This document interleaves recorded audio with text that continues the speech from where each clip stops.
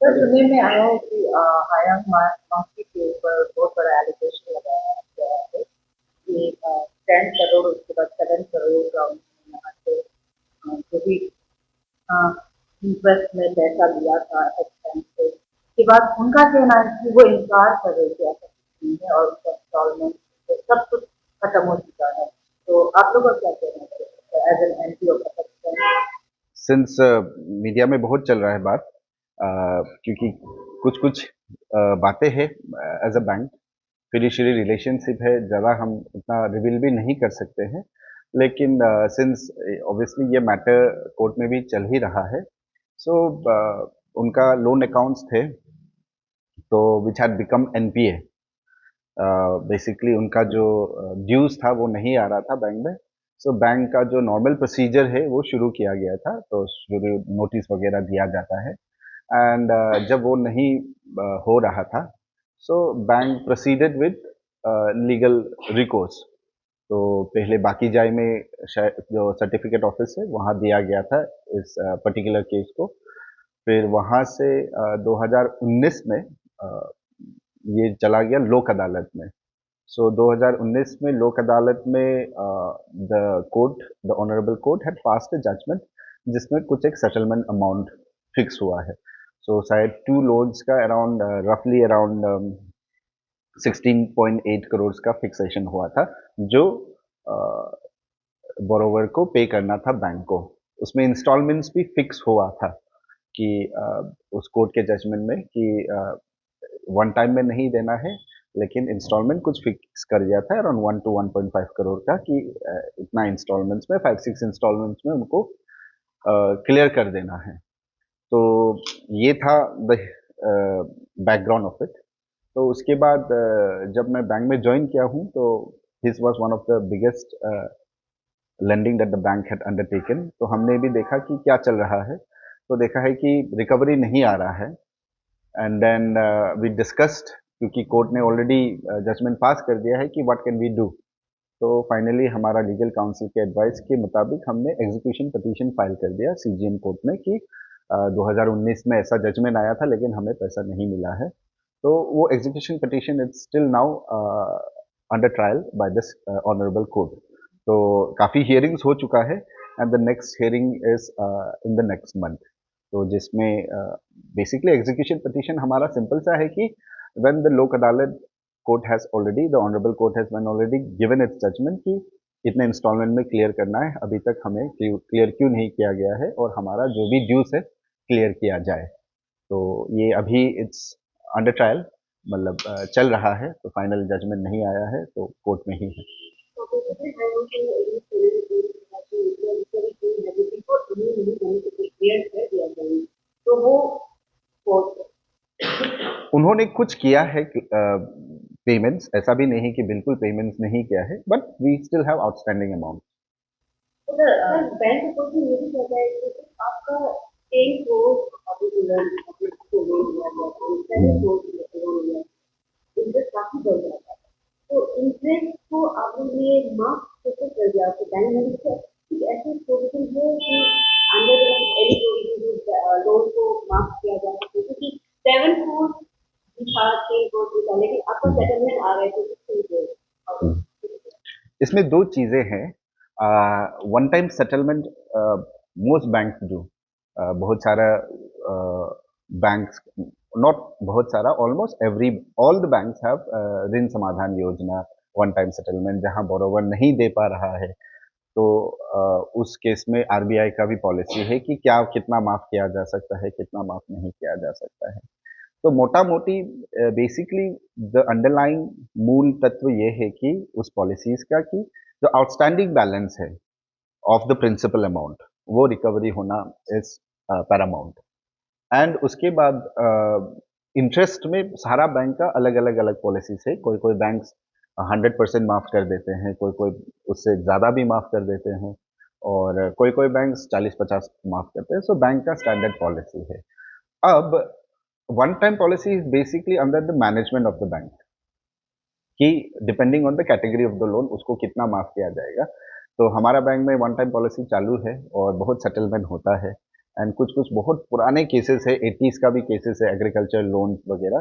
तो जैसे कि काफ़ी बाहर राज्यों में क्या होता है, सरकारी वेवर्स भी मिल जाता है। तो हमारे राज्य सरकार में तो सरकारी वेवर्स भी नहीं है किसानों के लिए, इसीलिए बैंक जितना किया कर सकता है, कभी-कभी एग्रीकल्चर लोन्स में भी हम ज़्यादा भी कर देते हैं माफ़।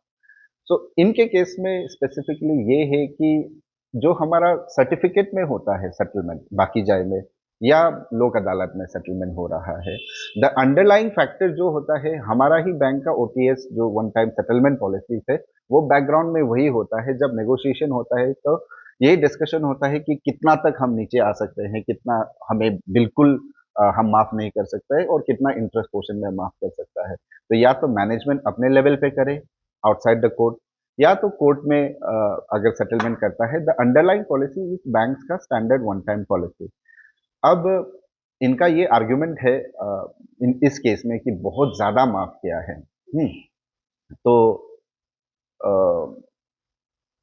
That was the earlier management, तो उनका जो डिसीजन था, तो उन्होंने जिस तरह नेगोशिएट करके, जिस तरह कोर्ट का ही फाइनल जजमेंट आया था जिसमें अमाउंट सेटल हुआ है, तो हमने 2 साल बाद जॉइन किया है। तो ऑब्वियसली जब मैंने देखा है बिफोर फाइलिंग एग्जीक्यूशन पिटीशन, हम ये देखना चाहते थे कि क्या हम उसको चैलेंज कर सकते हैं क्या? क्योंकि एज़ अ मैनेजमेंट और बैंक का जो करंट स्थिति है, इतना हेवी लॉस अच्छा नहीं है।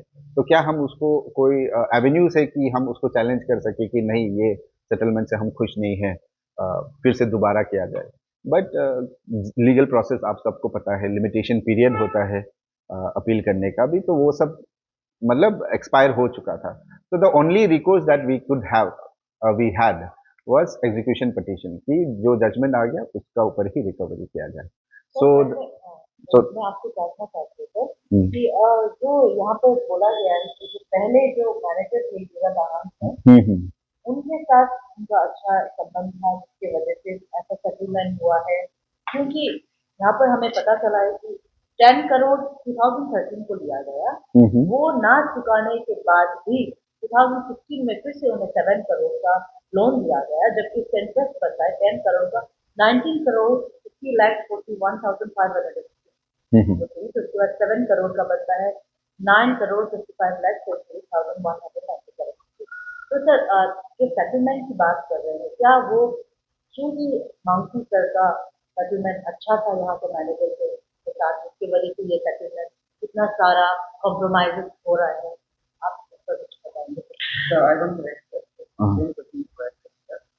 ये जो फाइन मंकी जो है, ये इससे पहले जो इलेक्शन से पहले उनको ये पर मंथ कुछ अमाउंट करोड़ का आसपास में हम दोनों जो लोन है सब लोग कोशिश करने का सेटलमेंट था। फिर के बाद में कुछ दिन बाद जब इलेक्शन जीत जाता है, उसी के 3 दिन बाद में लोक अदालत में आप लोग का एपेक्स बैंक की तरफ से उनको नो ड्यू सर्टिफिकेट दिया गया। तो क्या आपको लगता है कहीं ना कहीं पॉलिटिकली मतलब कनेक्शन होने का वजह से अब टेक्निकलिटीज में बहुत कुछ है, लेकिन मैंने भी देखा है no dues certificate actually branch managers authorise नहीं होते हैं इश्यू करने के लिए। तो ये इश्यू आया था, बहुत सारे रिप्रेजेंटेशन आए थे इस सिलसिले में कि कैसे नो ड्यूज सर्टिफिकेट मिल गया है, बिकॉज ड्यूज है उनका। तो हमने भी रेफर किया है। So no due certificate in this instant case एक मिसनोमर है, कि उसने जो इश्यू किया है, अगर आप लाइन बाय लाइन पढ़ेंगे, हाँ, तो वो क्या है, वो एक लेटर था to whom it may concern।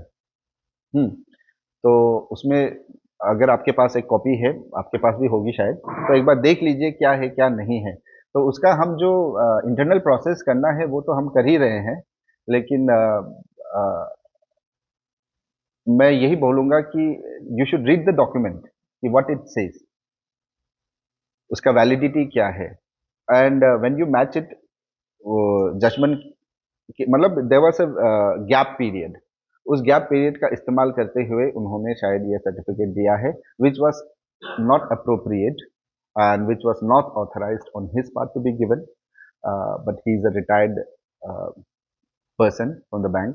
तो उसका भी कुछ सारा बहुत सारा लिमिटेशन हो जाता है, he is not actively working under our management.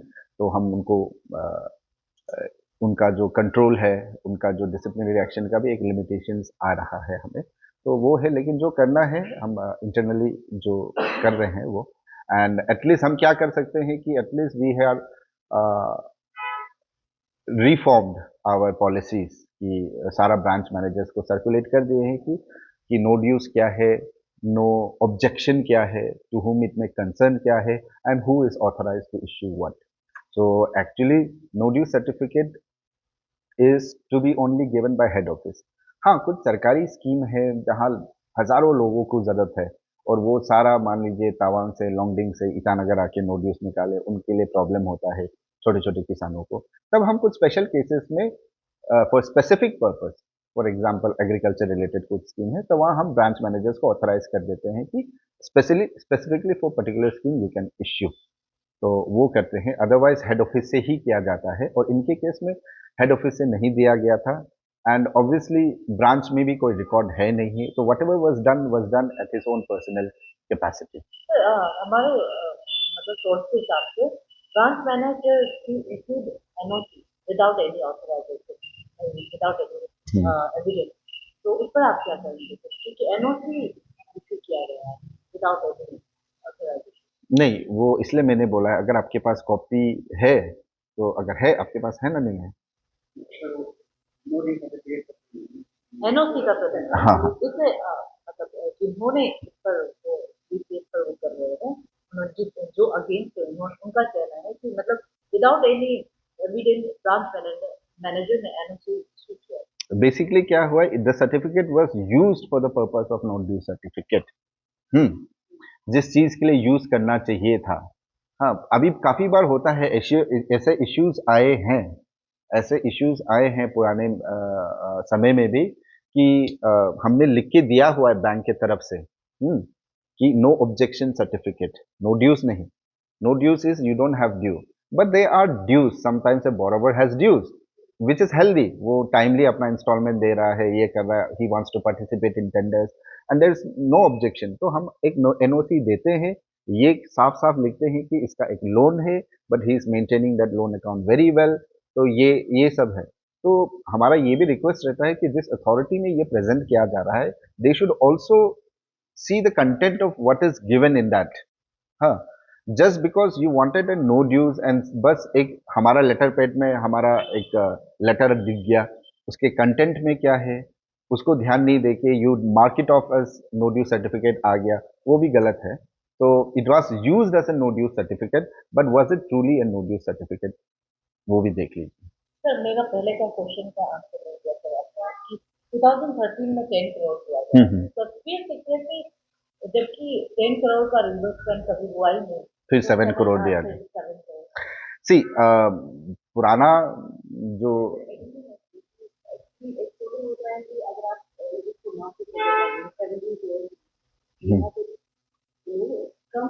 नहीं, आउट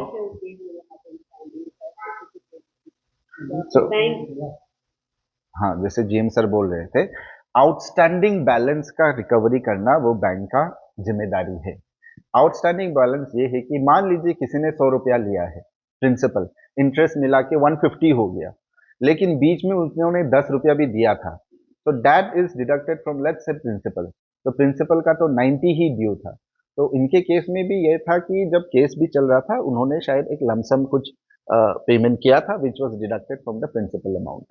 तो हमारा आउटस्टैंडिंग इज बेसिकली प्रिंसिपल क्या था उसमें से रीपेमेंट प्रिंसिपल, क्योंकि जब भी बैंक का रिकवरी होता है, जब आप लोग ईएमआई देते हैं लोन्स में, उसमें 2 पोर्शंस होता है, one goes towards principal, one goes towards interest payment. तो प्रिंसिपल का काट काट के जो बैलेंस है वो आउटस्टैंडिंग बैलेंस होता है, जिसको हमें रिकवरी करना ही होता है। और हमारा बैंक का करंट पॉलिसी ये है कि हम प्रिंसिपल तो 100% हम रिकवरी करते ही हैं, भले ही केस टू केस बेसिस में कहीं में इंटरेस्ट ज़्यादा माफ़ कर दिया, कम माफ़ कर दिया, वो डिफर कर सकता है। तो मैं आपका फर्स्ट सवाल में आता हूँ कि 10 करोड़ का लोन था, फिर 7 करोड़ का क्या दिया था। तो इस पे मैं ज़्यादा ये नहीं बोलूँगा, बिकॉज बैंक का अपना लेंडिंग पॉलिसीज़ है, तो उस समय का जो मैनेजमेंट का कुछ पॉलिसीज था होगा। अभी हमारा 2 साल में हमने लेंडिंग पॉलिसीज रिवाइज कर दिए और अभी कर भी रहे हैं, तो बहुत सारा चीज़ स्ट्रीमलाइन हो रहा है अभी। तो अभी तो फॉर एग्ज़ाम्पल हम ये देखते हैं कि रिपीट लेंडिंग्स में हम प्रायर अगर लेंडिंग है तो उसका हिस्ट्री क्या है, ये सब जज करते हैं। तो अभी उनके समय में जिस स्कीम के लिए शायद लिया गया होगा, शायद उन्होंने कुछ अच्छा रिप्रेजेंटेशन दिया होगा जो मैनेजमेंट को लगा होगा कि it was a bankable project.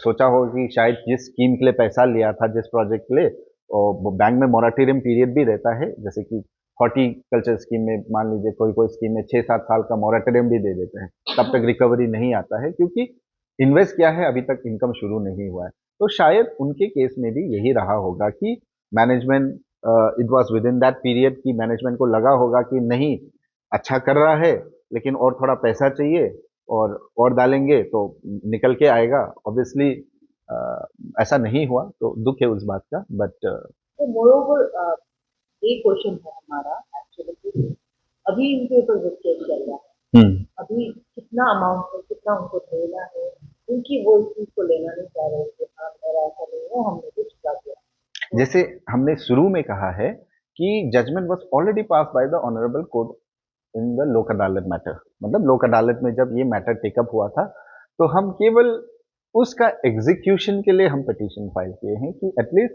लोक अदालत में जो अमाउंट फिक्स हुआ है, वो तो हमें मिल जाए।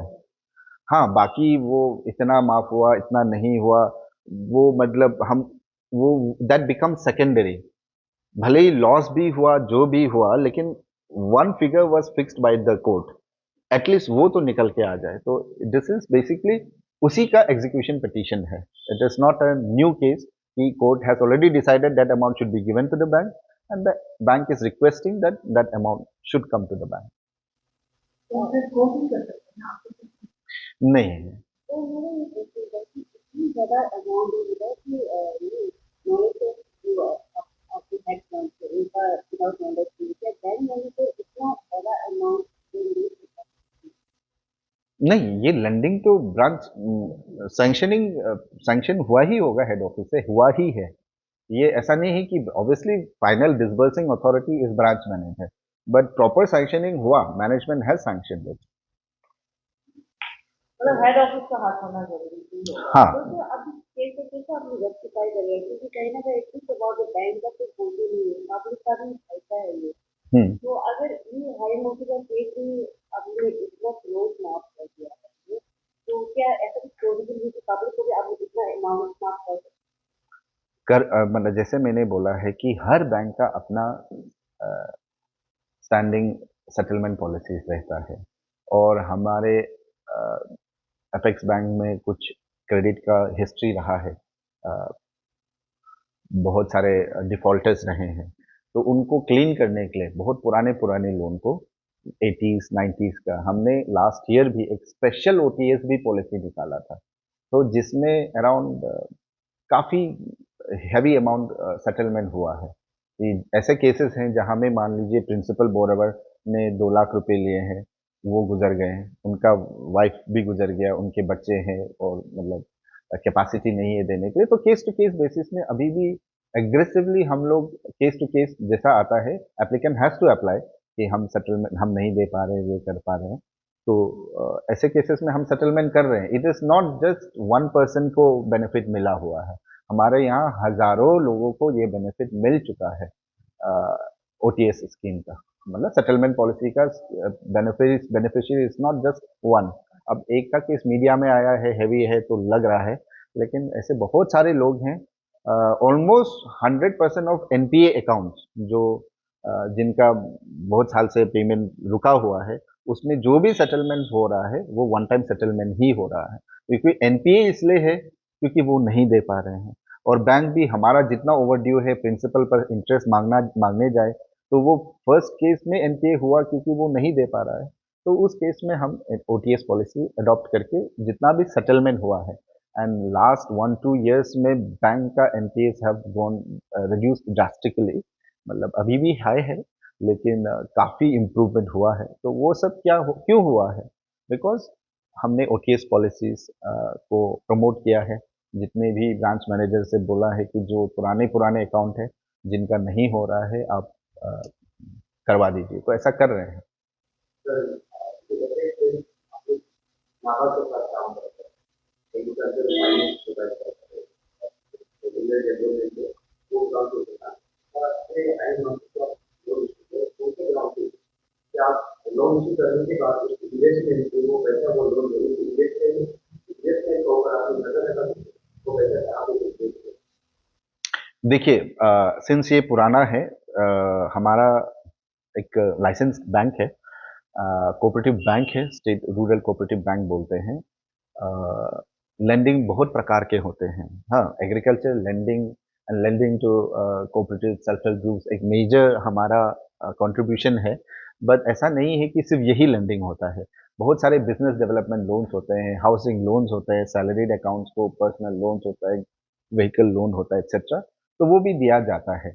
So this is a process कि लैंडिंग होने के बाद ऐसा नहीं है कि he is free to do whatever he wants to do. So I'm very sure the branch manager was in touch कि पैसा कहाँ जा रहा था, क्या कर रहा था, क्योंकि हमारा प्री सैंक्शन पोस्ट सैंक्शन बहुत सारा चीज़ फॉर्मेलिटीज होता है, जाके देखना पड़ता है क्या हो रहा है क्या नहीं हो रहा है। तो उतना डिटेल्स में नहीं जाते हुए हैं, मैं ये बोलूँगा कि when a loan starts becoming NPA, it is not a surprise to the bank, because bank खबर लेता रहता है। अगर एनपीए भी जा रहा है तो बैंक को पहले ही मालूम चलने लग जाता है कि हाँ ये शायद लोन अकाउंट खराब होने वाला है। तो उसमें कुछ कुछ प्रोसेसेस है वो भी शुरू किया जाता है।